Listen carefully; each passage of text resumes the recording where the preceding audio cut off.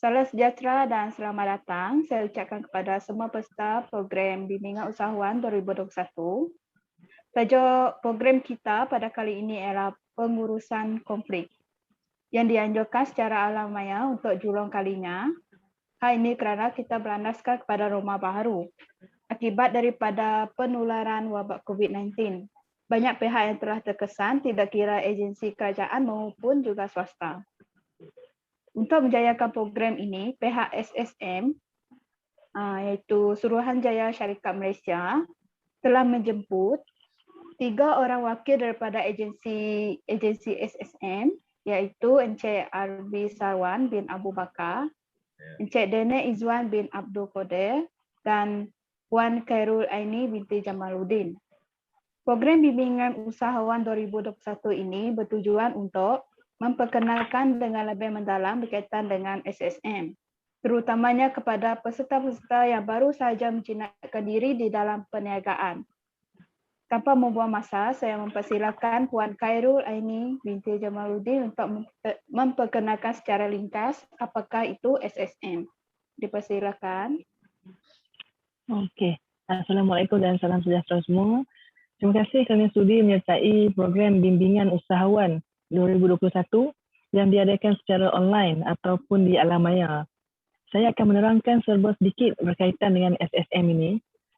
Iaitu Suruhanjaya Syarikat Malaysia atau SSM merupakan sebuah badan berkanun yang dibentuk di bawah Akta Parlimen yang mengatur urusan korporat dan perniagaan di Malaysia.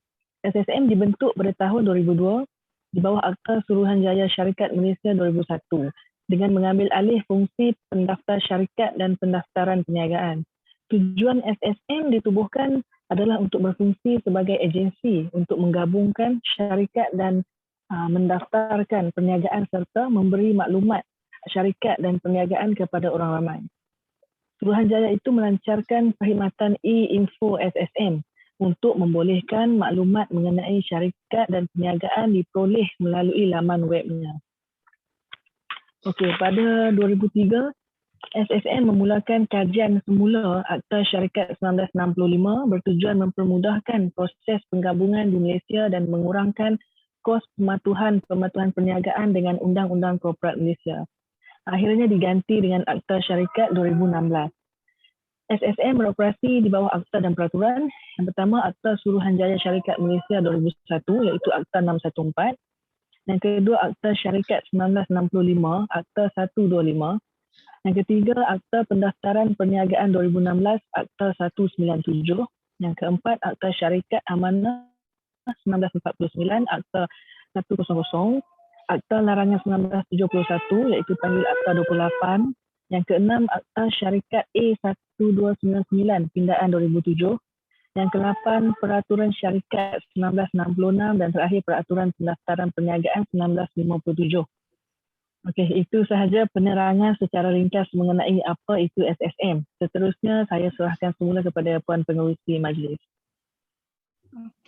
Terima kasih Puan Khairul Aini atas penerangan ringkas beliau berkaitan dengan SSM. Seperti yang kita dengar tadi, itulah yang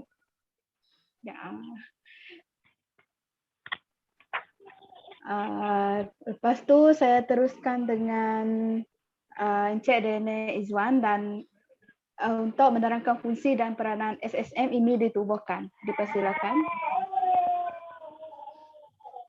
Terima kasih diucapkan pada Puan Pengerusi Majlis kita, Puan Jessica Anadina. Seterusnya saya akan menerangkan secara ringkas tentang fungsi dan peranan SSM ini ditubuhkan. SSM berfungsi sebagai agensi untuk mempromosikan terhadap pendaftaran perniagaan dan perundangan korporat melalui aktiviti penguatkuasaan dan pemantauan. Menangani penggabungan syarikat dan pendaftaran perniagaan serta memberi maklumat syarikat perniagaan kepada awam. Ini antara peranan dan misi SSM. Kita pergi kepada misi SSM. Okey, yang pertama misi SSM iaitu untuk membangunkan dan memanfaatkan sumber daya manusia yang cekap, produktif dan berkemahiran untuk SSM melalui program latihan dan pembangunan. Yang kedua, untuk menerapkan tadbir urus korporat yang baik dan mempromosikan pelakuan yang betul di kalangan pegawai syarikat, pemilik perniagaan, kumpulan industri dan badan profesional melalui pendidikan berterusan. Yang ketiga, untuk mengembangkan misi Global Academy, melakukan dan memulakan kolaborasi strategik dengan institusi pengajian tinggi, badan profesional dan antarabangsa yang relevan dalam menyediakan program latihan pendidikan kepada organisasi serantau dan antarabangsa. Okey, seterusnya kita pergi kepada fungsi SSM. Okey, fungsi SSM pula yang pertama iaitu menjalankan program penyelidikan dalam pengembangan perniagaan dan korporat. Yang kedua, melakukan analisis keperluan latihan atau TNA dan identifikasi keperluan latihan atau TNI dengan tujuan untuk mengembangkan program latihan yang sesuai untuk pemangku kepentingan dalam dan luaran. Yang ketiga, untuk mengenal pasti, membangun dan mengekalkan kumpulan pelatih dan pakar dalam bidang yang berkaitan dengan hal korporat dan perniagaan. Okey, yang keempat, fungsi yang keempat iaitu memasarkan dan mempromosikan program latihan. Okey, fungsi yang kelima pula ialah membangunkan dan meningkatkan pusat sumber untuk memudahkan komuniti korporat, perniagaan dan akademik. Okey, seterusnya kita pergi kepada fungsi SSM. Fungsi yang pertama ialah menjalankan program penyelidikan dan pengembangan perniagaan korporat. Yang kedua, melakukan analisis keperluan latihan atau TNA dan identifikasi keperluan latihan atau TNI dengan tujuan untuk mengembangkan program latihan yang sesuai untuk memangku kepentingan dalam dan luaran. Yang ketiga, untuk mengenal pasti, membangunkan dan mengekalkan kumpulan pelatih dan pakar dalam bidang yang berkaitan dengan hal korporat dan perniagaan. Yang keempat, memasarkan dan mempromosikan program latihan. Yang kelima, membangunkan dan meningkatkan pengurusan sumber untuk memudahkan komuniti korporat, perniagaan dan akademik. Yang terakhir, mempromosikan perniagaan dan tadbir urus korporat di peringkat pengarah setiausaha, pengurus dan pegawai syarikat yang lain. Okey, sekian daripada saya, serba sedikit iaitu apa peranan dan fungsi SSM. Seterusnya saya serahkan semula majlis kita kepada Puan Pengerusi Majlis kita, Puan Jessica, untuk meneruskan acara. Sekian, terima kasih. Okey, terima kasih Encik Daniel atas penerangan ringkas beliau berkaitan dengan fungsi dan juga peranan SSM ini ditubuhkan. Seperti yang beliau telah terangkan tadi, terdapat misi dan juga fungsi SSM ini tersendiri ditubuhkan. Tetapi di dalam setiap sektor, tidak kira sektor awam maupun juga swasta, pasti adanya juga konflik di sesuatu agensi tersebut. SSM juga merupakan satu daripada mangsa konflik ini. Boleh tak Encik Arbi Sawan bin Abu Bakar menyenaraikan bagaimana mengatasi pengurusan konflik di dalam SSM? Dipersilakan Encik Arbi. Terima kasih kepada pengurusi. Salam sejahtera kepada semua peserta-peserta dan juga rakan saya dari SSM ini. Terima kasih kerana sudi datang ke meeting kita ini. Di sini saya akan menerangkan sedikit bagaimana SSM mengatasi pengurusan konflik. Okay, dan di sini saya akan menerangkanlah bagaimana SSM mengurus selia pengurusan konflik di peringkat pengurusan lah. Okay. Pengurusan konflik dalam ataupun permasalahan pengurusan konflik dalam SSM ialah pengurusan konflik organisasi adalah subjek yang luas yang merangkumi pentadbiran, pengurusan perakaunan, pengurusan risiko ekonomi, etika dan undang-undang. Ianya semua termasuk di dalam SSM lah. Okay. Oleh kerana pengurusan konflik organisasi didasarkan pada pelbagai disiplin ilmu, ia mesti dapat mengatasi masalah yang timbul dalam dimensinya. Pengurusan konflik organisasi tetap menjadi masalah yang kompleks walaupun terdapat banyak kemajuan yang telah dicapai selama bertahun-tahun. Maksudnya di dalam organisasi ini, walaupun organisasi itu telah maju ke hadapan, tetapi pengurusan konflik ini tetap ada di antara pekerja-pekerja ataupun peringkat pengurusan. Ini akan berlaku macam-macam lah permasalahan konflik di sana. Okay. Kerumitan ini, bila ada konflik ini, maksud dia akan jadi rumit lah. Kerumitan ini berpunca daripada sifat sistem yang sangat dinamik dan sentiasa berubah. Bila sistem itu berubah, bermakna ianya akan menjadi satu norma baru. Norma baru, dalam pengurusan itu dia akan menjadi konflik lah. Sebab benda akan sentiasa berubah-ubah. Seterusnya, pengurusan konflik organisasi yang baik adalah cita-cita yang sukar dicapai secara keseluruhan. Ini melibatkan attitude lah, attitude bahagian pengurusan, contohnya pekerja, yang mana organisasi itu cuba untuk mencapai target, tetapi hanya sebahagian saja dalam organisasi itu dapat dibuat, dapat dijayakan lah. Ini memakan masa yang lama untuk mencapai keseluruhannya. Untuk menerapkan kod tabik urus korporat yang ketat, syarikat dan institusi mesti bersatu secara serantau dan antarabangsa untuk menyusun garis panduan yang sesuai. Dekat sini maksudnya semua pengurusan konflik harus bersatu hati mencapai matlamat yang satu. Okey, untuk memastikan cita-cita organisasi itu tercapai. Untuk menerapkan kod tabik urus korporat yang ketat, syarikat dan institusi mesti bersatu secara serantau, macam saya cakap tadi lah. Konflik kepentingan dalam pengurusan konflik organisasi berlaku apabila pengarah atau anggota pengendali syarikat lain mempunyai kepentingan kewangan yang lain yang secara eksplisit bertentangan dengan objektif syarikat. Maksud dia ada kepentingan lah. Pengurusan ini, setiap pengurusan yang menguruskan dekat dalam organisasi ini, dia mempunyai kepentingan masing-masing.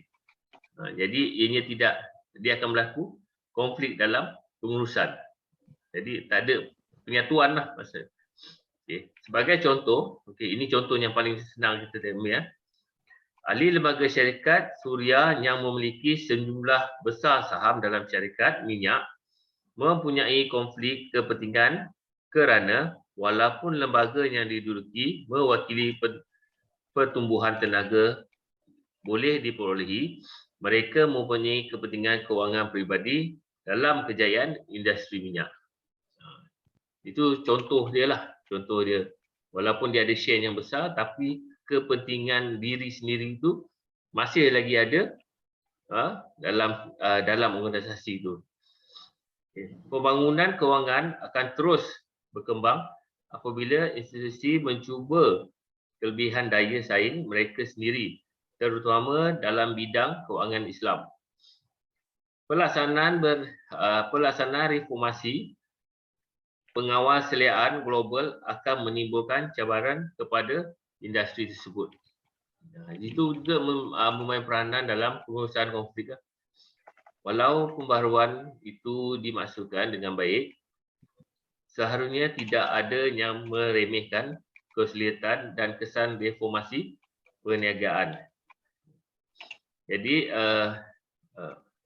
dalam konflik pengurusan ini dia bermacam-macam pengurusan konflik yang ada dalam organisasi itulah. Pengeluaran dan pengurusan yang dilaksanakan juga akan mengalami downtime yang lebih sedikit kerana pemantauan mesin yang ditingkatkan dan pembuatan keputusan automatik atau separa automatik. Contoh lain, kalau kita tengok peningkatan kecekapan pengurusan termasuk penukaran kumpulan yang lebih cepat, proses jejak dan jejak automatik dan laporan automatik. Kalau kita tengok dalam NPI ataupun pengenalan produk baru, ia menjadi lebih cekap seperti membuat keputusan perniagaan dan banyak lagi. Teknologi Industri 4.0 membolehkan jabatan pengurusan, pengeluaran proses perniagaan dan jabatan-jabatan yang lain berkomunikasi tanpa mengira lokasi, zon waktu, platform dan faktor lain. Ini adalah apa ni orang kata pengurusan yang tidak cekap lah di antara ni. Pengurusan organisasi boleh dilakukan secara automatik, iaitu mesin ke mesin dan sistem ke sistem tanpa campur tangan manusia. Maksudnya dekat sini tanpa ada pekerja pun mesin ataupun sistem ini boleh digerakkan, okey, tanpa memerlukan bantuan manusia. Dia direct pada, kalau mesin ke mesin pun boleh ataupun sistem ke sistem lah. Okey. Manfaat Industri 4.0 juga merangkumi fleksibiliti dan ketakasan yang baik. Sebagai contoh, lebih mudah untuk meningkatkan keberkesanan pengurusan dengan menggunakan produksi di smart system. Di dalam Industri 4.0 juga memberikan peluang untuk meningkatkan perkhidmatan yang ditawarkan kepada pelanggan dan meningkatkan pengalaman pelanggan. Sebagai contoh, dengan keupayaan jejak automatik, organisasi dapat menyelesaikan masalah dengan cepat. Itu yang pertama. Kedua, menghasilkan sistem yang pintar, tidak berlaku dalam sekelip mata dan tidak akan berlaku dengan sendirinya. Okay, untuk mencapai organisasi perlu melabur. Jadi ada kos pendahuluan. Okay, setiap organisasi yang nak berjaya ataupun setiap kali nak contohnya membuka perniagaan, organisasi tersebut mesti mempunyai kewangan yang kukuh ataupun kewangan modal yang cukup untuk membuat pelaburan.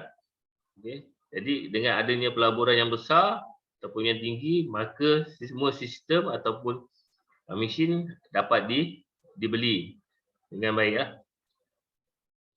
Maksudnya pemacu utama untuk mengurang kos dalam organisasi konflik juga, ianya ada juga berlaku pemacu utama untuk mengurangkan kos.